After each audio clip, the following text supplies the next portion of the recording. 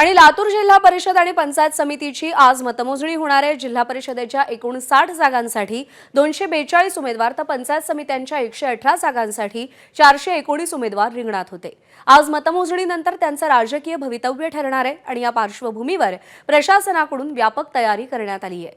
मतमोजणी दरम्यान कोणताही अनुचित प्रकार घडू नये यासाठी 1500हून अधिक शासकीय कर्मचारी नियुक्त करण्यात आलेत तर कडक पोलीस बंदोबस्त तैनात करण्यात आलाय। आढावा घेतलाय आमच्या प्रतिनिधींनी, पाहूया। लातूर जिल्हा परिषद आणि लातूर जिल्ह्यातल्या 10 पंचायत समितीच्या निवडणुकीचा मतदान प्रक्रिया पार पडली आणि त्यानंतर आज मतमोजणीची प्रक्रिया सुरू होणार आहे। अवघ्या काही वेळात मतमोजणीची प्रक्रिया सुरू होईल। जिल्हा परिषदेच्या 59 जागा तसेच 10 पंचायत समितीमधील 118 जागेसाठी मतदान झालं आहे। एकूण 9,51,235 मतदारांनी मतदानाचा हक्क बजावला।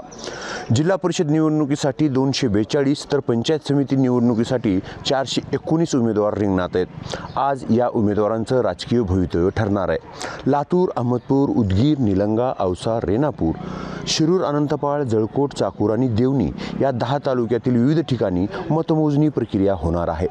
यासाठी जवळपास 142 टेबलवर ही मतमोजणी होणार आहे आणि ही सगळी प्रक्रिया पार पाडण्यासाठी 1,500पेक्षा अधिक कर्मचारी या ठिकाणी काम करत आहेत आणि त्याचबरोबर मोठा पोलीस बंदोबस्त तैनात करण्यात आलेला आहे।